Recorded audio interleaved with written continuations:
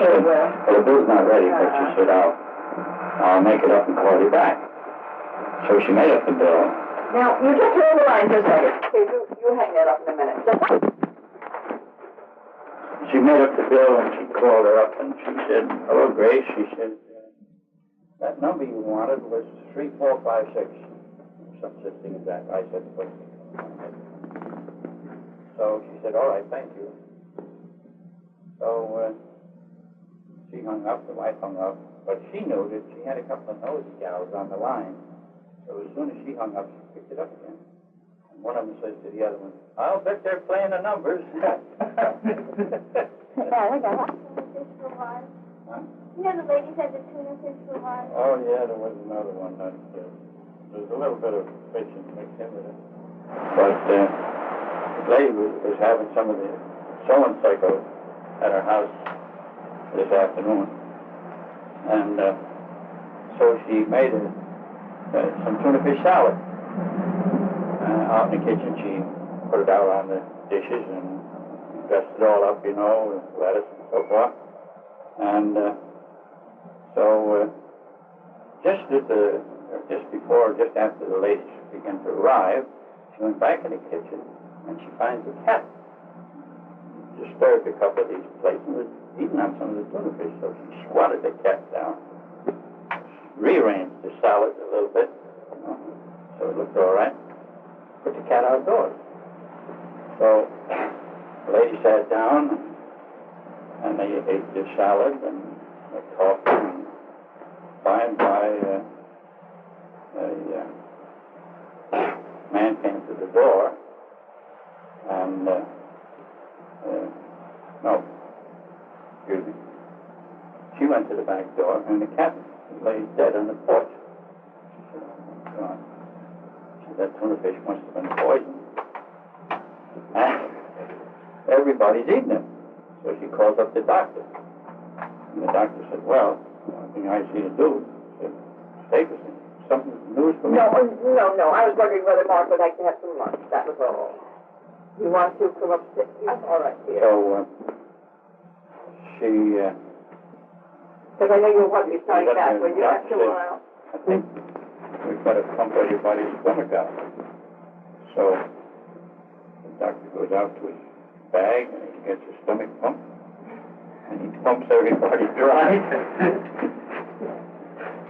And, well, she didn't have any more refreshments, but everybody was a little upset.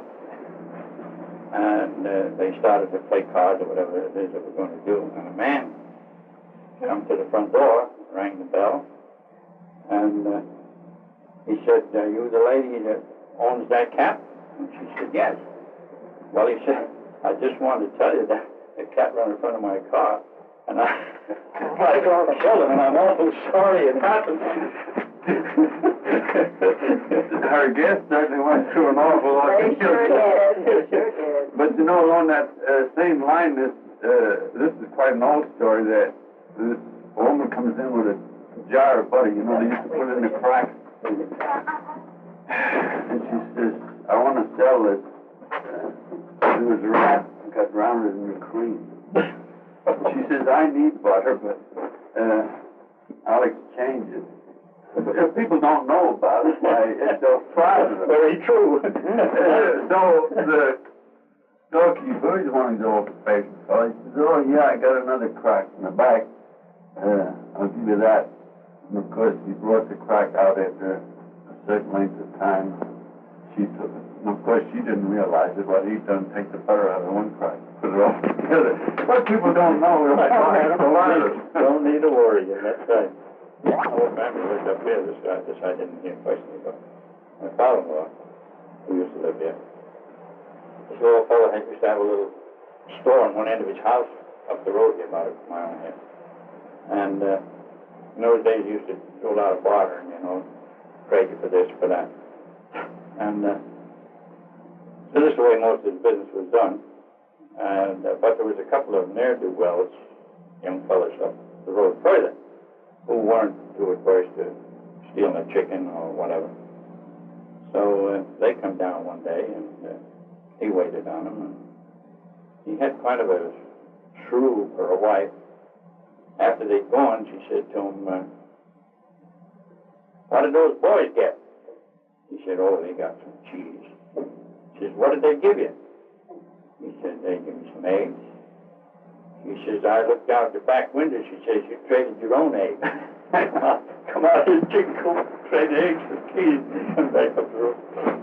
We had a fellow they called Skip, a colored fellow, he was called Skipper Johnson.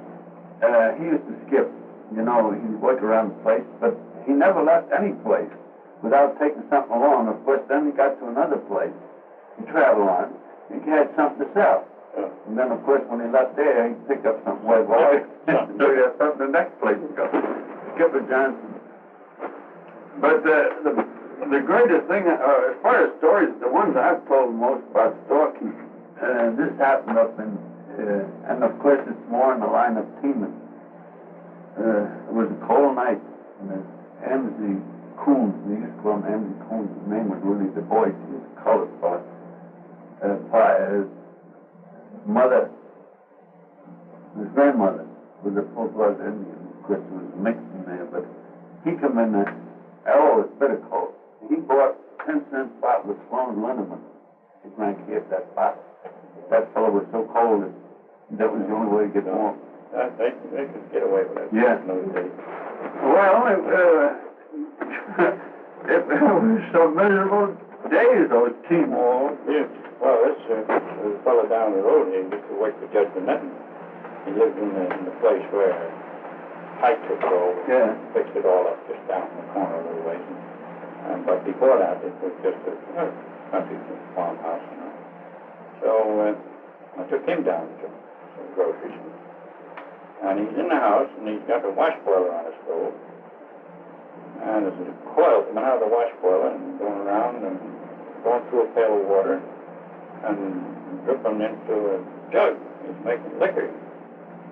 So I said, what are you doing, Jack? Well, he said, making a little liquor. I'm the best batch I ever made. He says, out of potato fumes. He said, that's what I'm doing now, potato fumes. So he goes and gets another jug. He says, I'll give you a drink. Well, I said, I don't drink much hard liquor, Jack. So, well, I should kind of have a drink for you back. So, takes a water glass, guy. He put about this much in the water glass. And it's perfectly white. Yeah. Hadn't put any brown sugar or cut it or anything. Well, I'm very cagey about taking. Well, if I do drink a drink of liquor, I like to, even if it's only a shot, I like to take about half of it and taste it. Yeah. If it didn't fit the taste, it didn't fit the put in your stomach, Yeah. right? Some people will take it, you know. So, fortunately this time, I just put it up to my lips. Boy, I'm telling you, it just about just, you know, I didn't even get it in my mouth. So he said, well, what's the matter? A little stout, ain't it? I said, yeah, he had a alcohol hydrometer put in his brace. It's 110. Yeah. God. But he would take a shot of that. That's fun. Somebody was telling me what rich cream his cow had, you know, gave. And he said, nothing. Just, my Liz put the can of milk down on the cellar bottom and came down the night. When she didn't see, she kept that on and never went through, you know. So that was Heavy cream, boy. Heavy cream. If it froze, it. Yeah.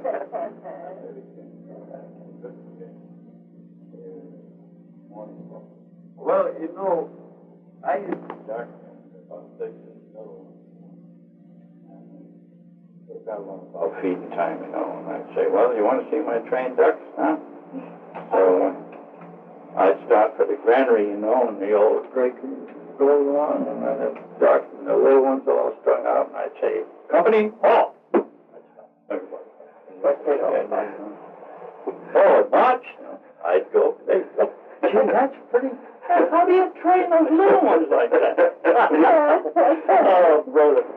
But if you want to see different things, you I was born in the stone house up on behind us. This is the old schoolhouse. Yeah. Now the people live in it.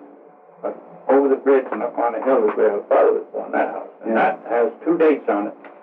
It has 1757 in the stone and 1777 in the plaster. Yeah. And this was due to the fact that about 20 years later they put the plaster in. They put the plaster in, you know. I That's got remember both seeing the dates. second date. They're both dates are up there. Yeah. Sure. And her father tells me that this is called the Jacob Davis house. And it was built at the same time as that. As far as he knew. Yeah. As far as he knew. But he wasn't alive We either. think, see, this house is built in 2 parts. There's a seam right Yeah, there. well, they put a small house twice. Well, no, this one they seem to build the big one. Yeah. Now, Well, they might have built the big here's one. a funny one. Her folks lived in this house. They bought it, and she was born in it. And they lived here all her life. And they always assumed that this part here, because the beams are rough hewn in the cellar and upstairs, and it was the smallest, and they always assumed that this was the first one built.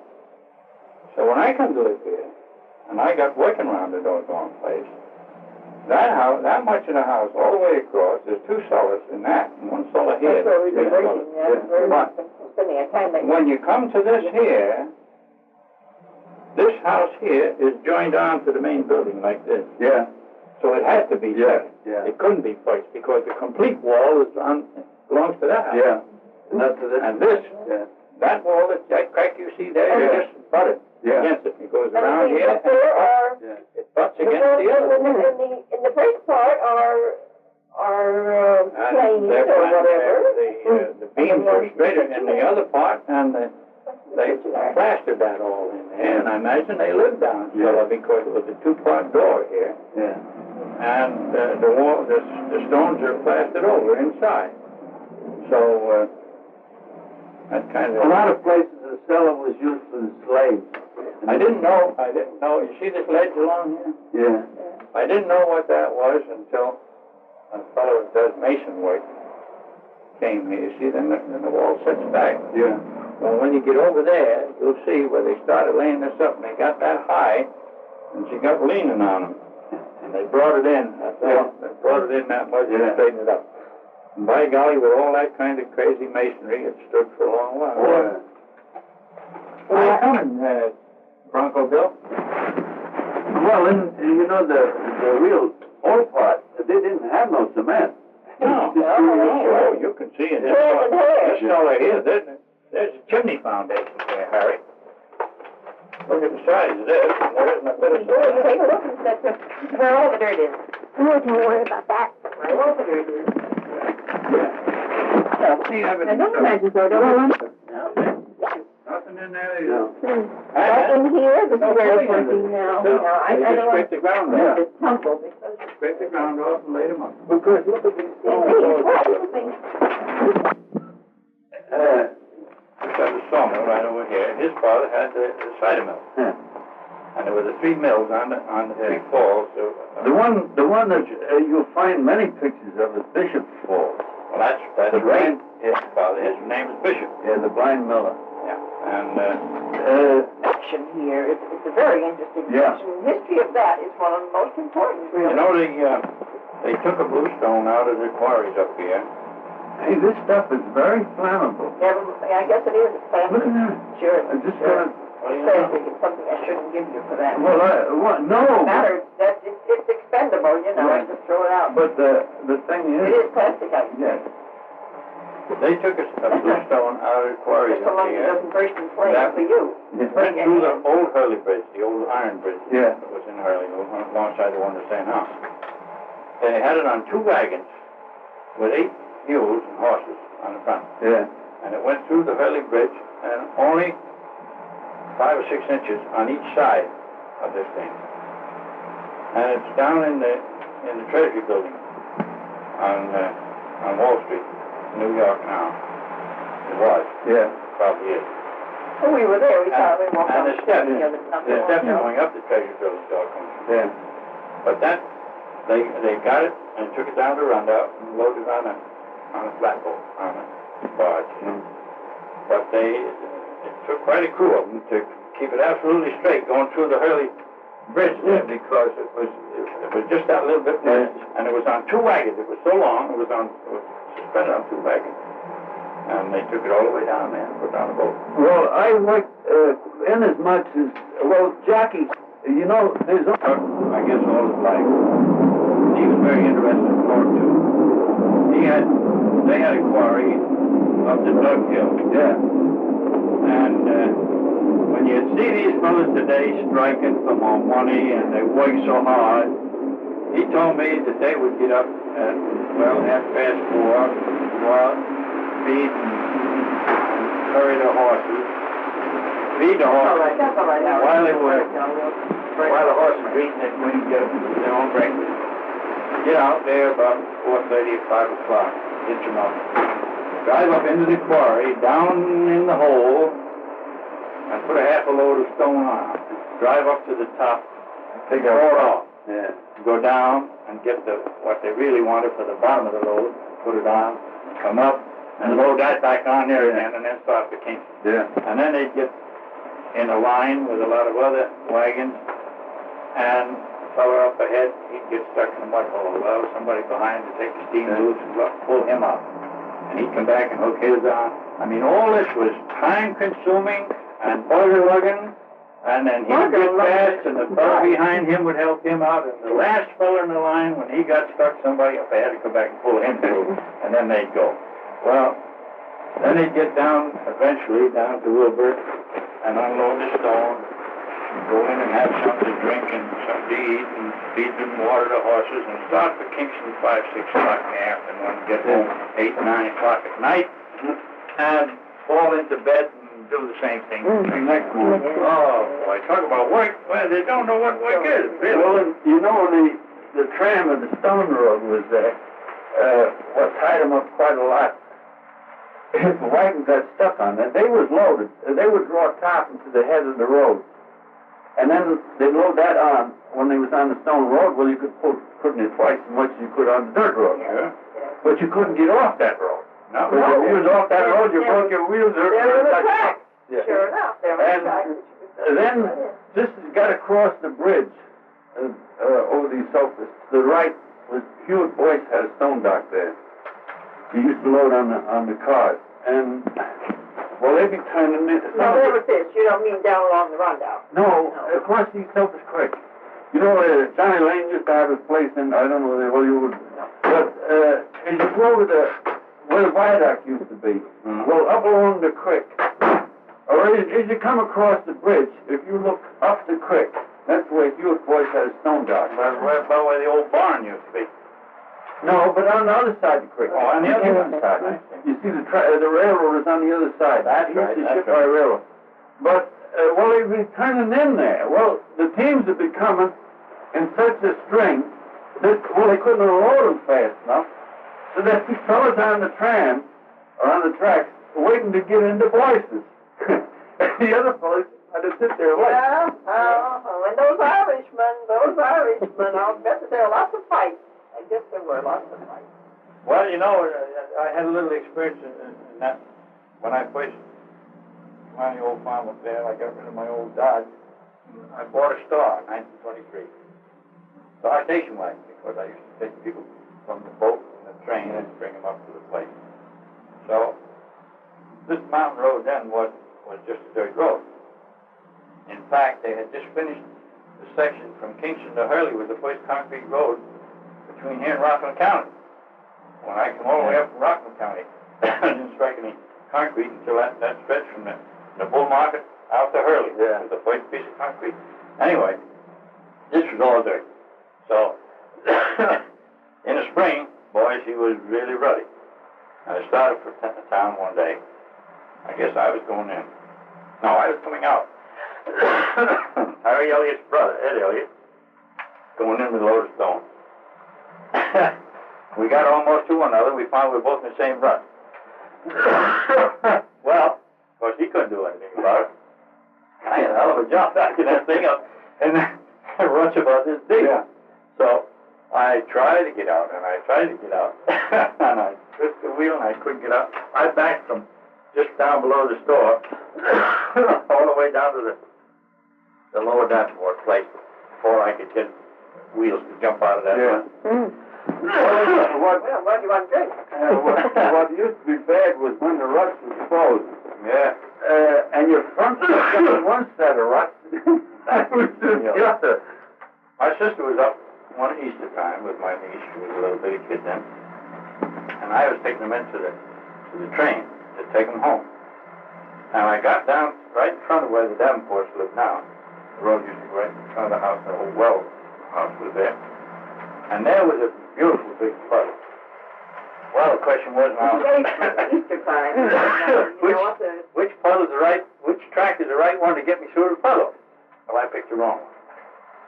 And that star was quite high. The running board would be that high off the ground. Yeah. I went right into the running board. And there I was. So, they were all dressed up and couldn't get out. They had to sit there. And I jumped out and got my feet muddy and wet. I went over to the barn. Jimmy Lay was a horse man for Burnett and them.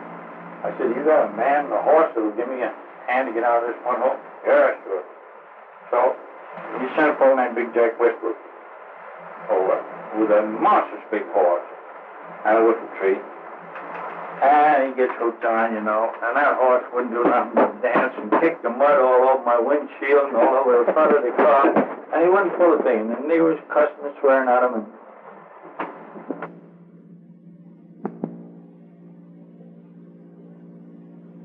I've seen them up on that beach flat there in Norman Kispel. I've seen there be 100 nests in one tree. Well, then they must have nested around here also. Oh, yeah. Yeah. Sure. They all nested here, too. Yeah. I don't know if you want to look at this. Olive City. Olive City. Yeah. Yeah. It was right down, you know where Nick Landis lives over here? No, I bet you Owen does. Oh, Yeah. It was right straight down from his place. Huh. It was a place called Olive City. Yeah. And we used to keep about 20 sheep up home. And we take them on short grass. Yeah. And when they got dry, then we could shear them. And no electric shears. It was all hand shears. All hand shears, yeah. And then, you can wash that wool while it's on the carcass much better than you could. Oh, I imagine, because otherwise... It would be a hell of a job to dry it. I didn't... Mill. Yeah. I remember when that was run, we used to take the wool down there. Yeah. And it'd come out in rolls about as big as my thumb, and about that long. And about 2.5 foot wide. Yeah. Yeah. They drop in this thing they had there. Yeah. And they'd tie it up. And of course, then grandmother would spin it. Yeah. You know, it must have been quite a tedious process all the way through it. And then they had the looms in order to make the homespun cloth. Yes. What they call them, linsey woolsies. They grow the flax. Yeah. And then they'd mix the linen with the wool. Yeah. And that carding mill lays down in the bottom of that reservoir. Oh, it's down the bottom of the reservoir now. Yeah. There used to be a wooden bridge down there. And it was 500 feet long. And it wasn't very high up. Yeah. That is only about, I guess the highest place wasn't over 10 feet down to the water. Yeah. Because the creek was 500 feet wide there. Yeah. That isn't when it got high tide. Yeah. But it took that wooden bridge away and went down there and swept that carding mill, that part of it right off of that Bishop's Falls, they called it there. Them falls is 100 feet high. Yeah. And it lays down the bottom there. That water down in there was over 100 feet deep. So, yeah. We should skin diving. Your mother, did she use commercial lye or did they actually leach the lye out? She made it right there. She made her own lye, yeah. And of course they would have a barrel over the top of this. You know the combination of the mixture. proportions. They set it down to the stone. Yeah, onto a leach stone. And cut a groove all the way around so that when it's down in there, Do you know what happened to the stone? no, I don't. Because Ellen has one. He moved one his father had up in your cellar up there. And we have one down our place there. but there should be quite a few of them remaining around in the town yet. Sure. But do you happen to know the proportions of lye and fat to use? You took it out in a pot, an iron pot, you had a fire underneath. No, I wouldn't know the proportion. Yeah. Of course, I used to see my mother make Yeah. And then another thing I knew the white people, you know, that they used to use the lye to take the outer shell off the hard kernel of corn. But I don't know how it was made. What did they do? Put the corn in, do you happen to know whether they put the corn in the lye water? Yeah, and they heated. And they heated it. Yeah. My old uncle there, Uncle Andrew, he used to live there. Yeah. He was crazy about that. He called him Sample. Oh, they call it that. You heard that, didn't you? They rinsed it several times, didn't they, Uncle Mark? Huh? They rinsed it several times. Oh, that's right. They washed it off. Yeah, they would rinse it. Yeah. Or in other words, they put it in the lye and then leave it in there till it softened up. Oh, yeah. And then they would rinse it. Yeah. Rinse it several times. Shell would come off. Yeah. Well, that was much better than grinding the darn stuff up. I wonder how the Indians... Well, they grind it afterwards. Yeah, I know when they got the mill. Still right. Yeah. But the thing is, I wonder how the Indians softened it up. Of course, did they go through the process of making lye or anything? I don't know. Because they might... A lot of things about the Indians. Of course, she was born in 1800. Mm. She died in 1886. We was set out on the old big harvest that was there. She'd tell me about the Indians when they were here, up along the mountain. Different things. I was 7, 8 years old. Yeah. I forgot the most of it. Well, that's the unfortunate part, and of course, being they weren't written down, it's lost. That's why I've been trying to do some of this. Oh, yeah, they're on the ledges. Yeah. Yes, there's a place up there you can get plenty of. Yeah. Of course, all this time in the heavy rains, I think it has to dig down a little bit, but there's one place up there where the rock sticks up almost, well, it used to go first across this room. Yeah. And there's where they would live in there. They lived into that thing there, and they cooked when it stormed. Yeah. You could see where I remember when I was little, we used to go up there after chestnuts. There are a lot of big chestnut trees around there. Yeah. And we could find plenty of those in arrowheads. Yeah. Yeah. Tell them where that was, Mark. Well, it's straight up, that fence that runs up between Margaret's and the road that goes up in to Harold Lynch. Yeah. You used to own that Yeah. place? Well, there's a line there, just this side of his house a ways. And that goes straight up the mountain, right on over the mountain. Yeah. Too. Well, it's right up near that corner after you get past that flat up there that we always call the lease land. Yeah. Lease flat. Yeah. You don't go by moving around here. No.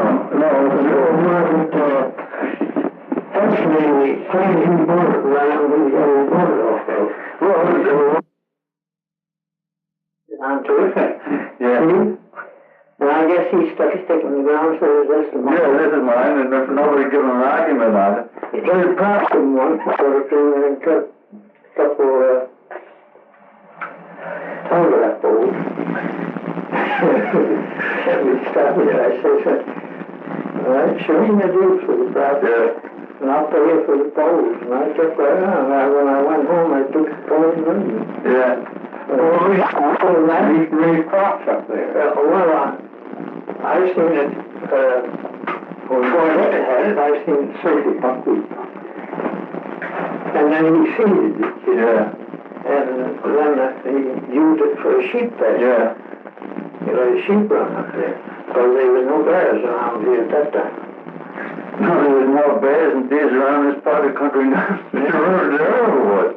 There's no bears. When I was about 8 years old, there were no bears around. No. Well, don't you think, Mart, that it was a good deal because people were pot hunters? They were hunting all year round for the pot. Yeah. Today we only go out just for the sport and kill these animals. But at that time, I know when we went to school. Go fishing. Yeah. Anyone had, and you knew too. Yeah. And you see, that would be just replaced. And everyone would hatch. Yeah. There's no. Interesting that you told me about how you and Uncle Andrew and Aunt Addie used to make your weekend trips and go up to Bushkill Heights up there, and how you'd visit the different ones, and about how old Uncle George knew what caught the fox. just as you was told. No, you're wrong. I should do that. George Norris is way up to the head of what they call Duke House. Yeah. One man got married and took his bride up there and cut the timber down and made a log house, and he stayed there till he was an old man. Raised a family there. And he was an uncle of my aunt, Grand Lake's wife. And she would go up there a weekend, about every couple, 3 months. We'd go up there on Saturday and stay there Monday morning or Sunday evening, then come home. And that's the first time there's any bear that I ever heard tell of being around here. Because this man had about 25 sheep up there. Yeah. That side of the mountain was all cleared off. And grass that high. There's all woods today. All woods today. And he was up there, and he said he'd have to get rid of his sheep and bring in new stock. Yeah. Because he said they wouldn't eat. So there we've been in there and killed 3, 4 of them. Yeah. And they'd take them off with the rats and then look up, you know. Yeah. And he said they was losing flesh and wasn't doing well at all. Yeah. So you know what happened. And the boy got took, and the foxes, there's plenty of foxes at old times too. And this foxes took all these